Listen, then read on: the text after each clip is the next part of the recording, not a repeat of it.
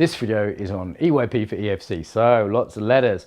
Embodied Yoga Principles is a particular form that I developed with a load of yoga teachers that targets very specifically types of embodiment.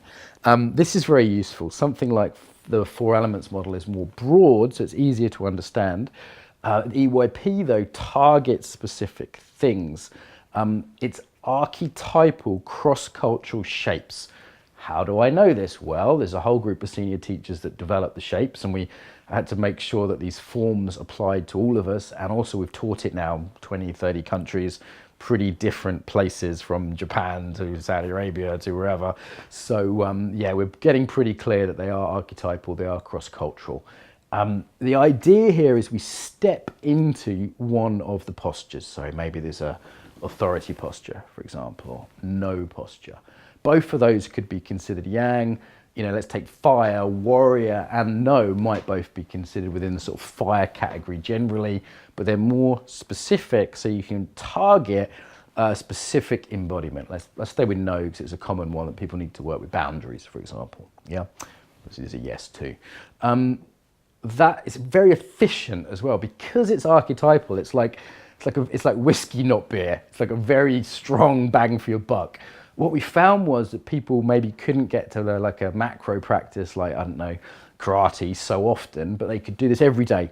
So when I work with executives, I'd give them these to do because it would be like, look, this is 1 minute a day, fully concentrating. That's important. When you do your EYP, make sure you're fully focused on it. You're fully present to the physical and emotional experience of being in the pose. So 1 minute in the pose fully is better than 10 minutes, you know, watching TV or something. Yeah, there's the subjective aspect that's important, not just making the shape.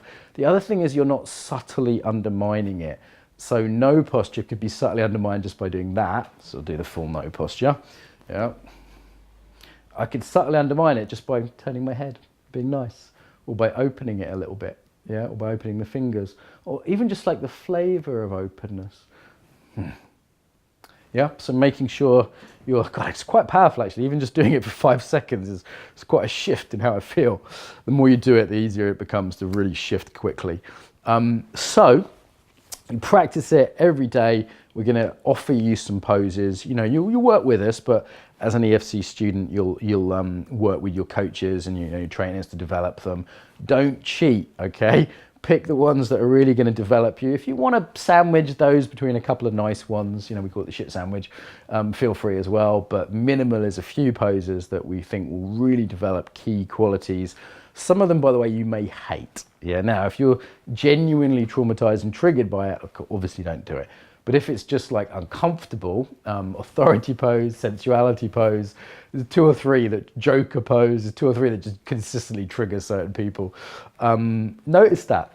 Breathe, center, be with that discomfort and stay with it. What I found over time, there's one vulnerability pose, which is a sitting pose, so I can't demonstrate it now, but do something like that. There's a vulnerability pose, which I used to hate. And when I first did it, I was like, oh my, I really hate this. So every part of me just wanted to get out of it. Gradually, it became just mildly annoying. Then it became sort of neutral, and now I actually really like it. And just the other day, I found myself sitting that way without thinking, just naturally. And I was like almost in the exact same pose. I was like, wow, that's weird, because I never would have sat that way a few years ago. So definitely poses, we can increase our range. We can learn to tolerate them and then maybe like them and even love them. So yeah, the core practice in the mornings, your EYP pose, targeted, super useful part of the course, a lot of bang for your buck. And then eventually you'll start applying them, you know, day to day. You know, when you're 5 times a day bell rings, for example, you can see if there's a micro version of that pose, you know, like instead of going, no, you can just firm up slightly or put your hand under the table, do the micro version as an expression.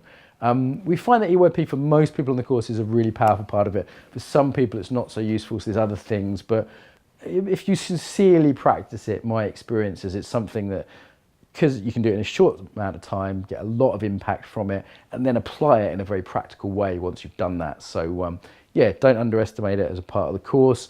Obviously, if you're a yoga teacher and you want to go more into the system, or you know, it just appeals to you, there's other trainings where you can go more into the whole system. EFC, we're just showing you some of the poses and the parts that would be most useful to you personally. So if you're a yoga teacher, you might learn the system. Obviously, you're not being trained to do that on EFC. There is a separate training for that. Sometimes there's a training specifically for trainers and coaches who want to work more with this system. On EFC, it's mostly for your use. You might pick up a couple of poses you can use as a coach. We're not qualifying you as a yoga teacher, obviously, on EFC.